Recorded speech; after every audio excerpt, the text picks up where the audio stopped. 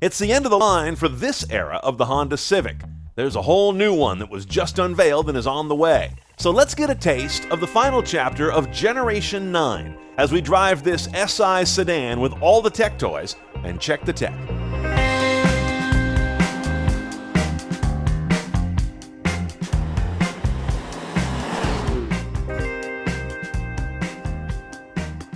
This generation began as the model year 2012 here in the US, and it was kind of, let's not put it softly, hated.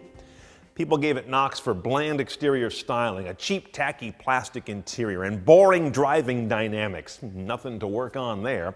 In the 13 and 14 model years, Honda really reworked the Civic while keeping it on this same generation, and now it's ending its life as we just got the announcement of the 10th generation 2016, but that's another video.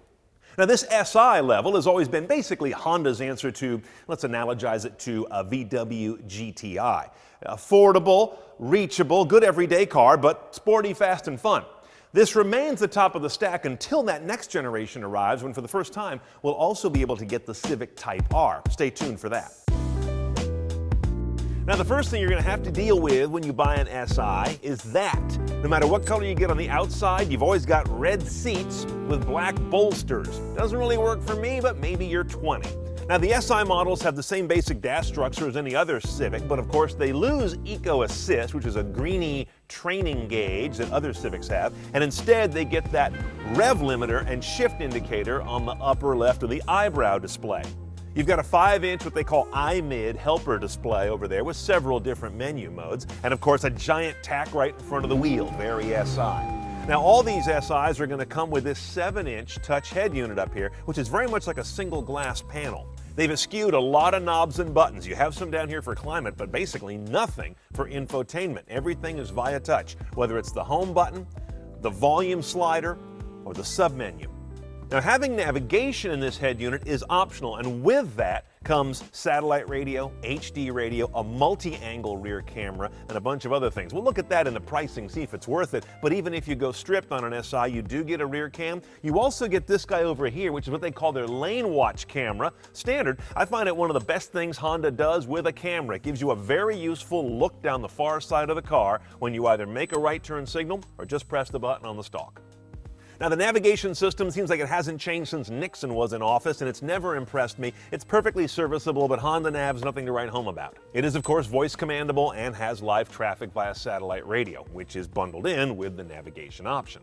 Even if you go without it though and lose sat radio and HD radio, I think you might do okay. You've got basic Bluetooth streaming, you have a USB port here, you've got another one in the console, there's an HDMI jack down there, which is kind of exotic, and of course you have AM and FM radio, and there's an optical disc slot as well. These guys are on board with CarPlay and Android Auto, but you won't see it in this generation. We're going to look for that later on down the road, perhaps in the 16s. Drive controls are real simple on this car, primarily because it only has one transmission choice, the 6-speed manual. There is no automatic of any kind on an SI.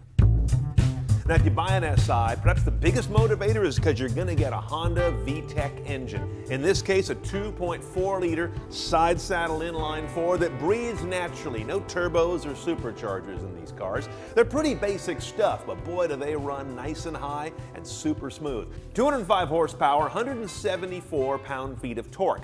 All out to the front wheels, of course, by the way, through a standard limited slip differential. Now, this SI sedan weighs just a hair over 3,000 pounds. That's light by today's standards. So 0 to 60 is pretty readily accomplished in a nice, tidy 6.5 seconds. Your MPG, of course, it's a Honda, is not bad, 22:31. And an SI does drink premium. Standard Civic is happy with regular. First thing you notice about an SI is that great engine and that VTEC valve train. This thing stays on cam and breathes readily at any point on the tack.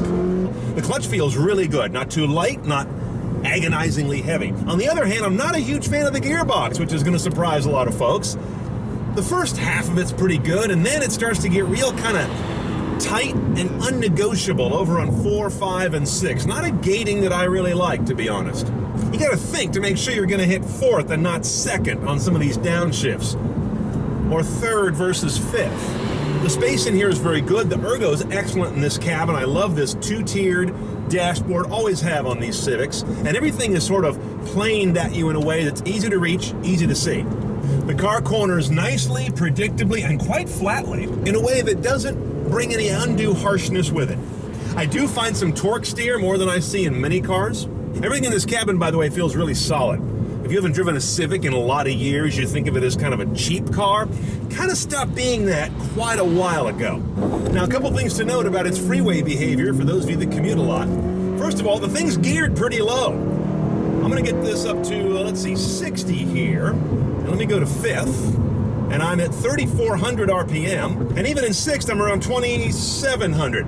Kind of a busy set of gears for long freeway cruising. Just bear that in mind. The other thing is we've got this very linear, very responsive steering rack, but you do have to baby it a bit to maintain straight on those long, boring freeways. This isn't one of those cars that kind of sits into a groove and nestles there. It will wander very easily with a little steering input on the long straights. Now, pricing the last of this current generation Civic Si is a little bit of a torn situation for me. I like to load them up CNET style, you know that, but the base here is a little under $24,000, and I might just leave it at that. Because for $1,500 more, yes, you can get that nav system. I find it uninspired. You add some media options that maybe are obviated now by what you're doing on your phone, and you get a multi-angle rear camera, which I don't think is any substantially better than a single angle. Saving that $1,500 on that option package saves you over 6% on the overall price of the car because it's so cheap to start with. I might keep this one base. SI actually spells C. That's how I'll take it.